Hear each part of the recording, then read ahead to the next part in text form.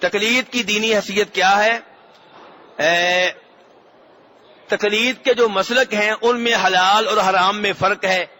کئی معاملات میں قرآن کریم اور صحیح احادیث نبوی کی موجودگی میں ایک مقلد اپنے امام کی پیروی کو لازم گردانتا ہے، خواہ امام کا قول قرآن کے خلاف ہو چاہے صحیح حدیث کے خلاف ہو. کیا ایسے لوگوں سے تعلق جائز ہے؟ کیا ان کو سلام کیا جا سکتا ہے؟ کیا ان سے دیگر دینی روابط رکھے جا سکتے ہیں؟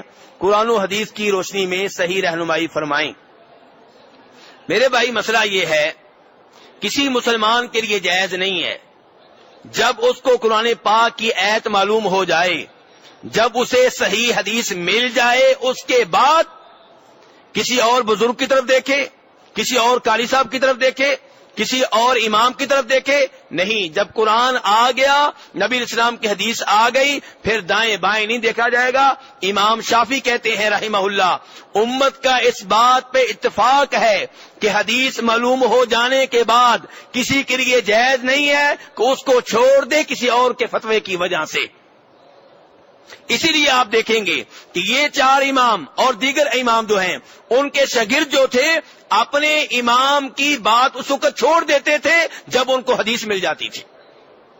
تو میرے بھائیو، آج بھی ہر مسلمان کو یہی چاہیے کہ ان چاروں اماموں کی عزت کرے، ان کا احترام کرے، ان کا ادب کرے، لیکن جب بھی ان کا فتویٰ، ان کی رائے، ان کی کوئی بات کسی صحیح حدیث کے خلاف ہو، قرآن کی آیت کے خلاف ہو، تو وہاں ان کی بات چھوڑ دے، قرآن کو سینے سے لگا لے، نبی علیہ السلام کی حدیث کو سینے سے لگا لے.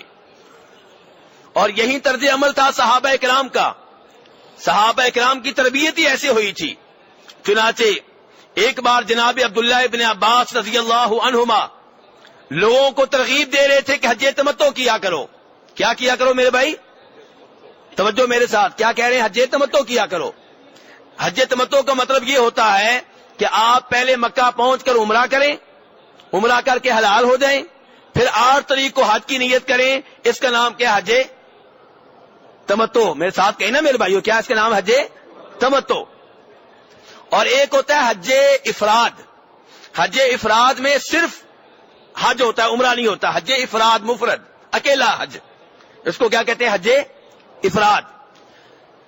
جناب ابو بکر، جناب عمر، یہ دونوں اپنے اپنے وقت میں جب حکمران تھے لوگوں سے کہتے تھے کہ حج تمتع نہ کیا کرو، حج افراد کیا کرو. کیوں؟ تاکہ بیت اللہ میں رونق رہے. ابھی حج کرنے آئے ہیں، کل کو عمرے کے لیے آئیں، لیکن اگر آپ ایک ہی بار عمرہ کریں گے، حج کریں گے، تو بیت اللہ میں کہیں رونق کم نہ ہو جائے. یہ ان کا ایک ذاتی خیال تھا. لیکن نبی علیہ الصلوۃ والسلام نے اپنے زمانے میں صحابہ کرام کو ترغیب دی تھی کہ حج تمتع کیا کرو. اب جناب ابو بکر، جناب عمر کے دنیا سے چلے جانے کے بعد جناب عبداللہ ابن عباس لوگوں کو ترغیب دے رہے ہیں کس حج کی؟ حج تمتع کی. توجہ میرے ساتھ، حج تمتع کی. اس روایت کو امام ابن عبد البر نے اپنی جامع میں نقل کیا ہے. سامنے کھڑے تھے عروہ بن زبیر. عروہ بن زبیر صحابی کے بیٹے ہیں، تابعی ہیں، بڑے عالم دین ہیں، بڑے امام ہیں. عروہ بن زبیر نے عبداللہ بن عباس سے کہا کہ تم لوگوں سے کہہ رہے ہو کہ حج تمتع کرو، جبکہ ابو بکر اور عمر لوگوں سے کہتے تھے حج تمتع نہ کرو، اور ابو بکر و عمر کے پاس علم تم سے زیادہ تھا. یہ کس سے کہا جا رہا ہے؟ عبداللہ بن عباس سے.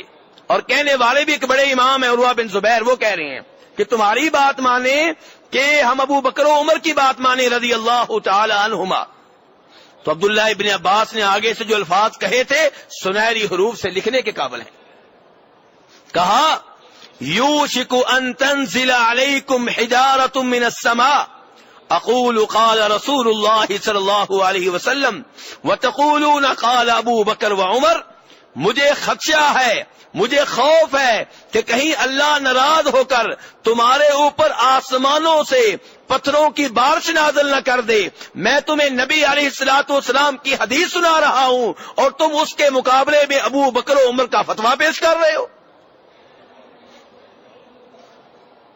پتا چلا نبی علیہ السلام کی حدیث آ جائے تو اس کے مقابلے میں جناب ابو بکر، جناب عمر کا بھی فتویٰ نہیں چلے گا، کیونکہ جناب ابو بکر عمر کا مقام بہت بلند ہے، نبیوں کے بعد سب سے اونچا مقام انہی کا ہے، لیکن نبی علیہ الصلوۃ والسلام کے مقابلے کے وہ نہیں ہے۔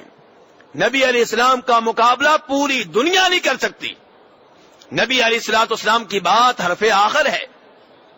تو اس لیے میرے بھائیوں یہ یاد رکھیں کہ ائمہ کرام کا احترام کیا جائے، اولیاء کرام کا احترام کریں، علماء کا احترام کریں، لیکن جہاں کہیں نبی علیہ السلام کی صحیح حدیث آ جائے، جہاں پہ قرآن آ جائے، وہاں پہ پھر اللہ کی طرف دیکھیں گے، نبی علیہ السلام کی طرف دیکھیں گے، پھر کسی اور کی طرف نہیں دیکھیں گے۔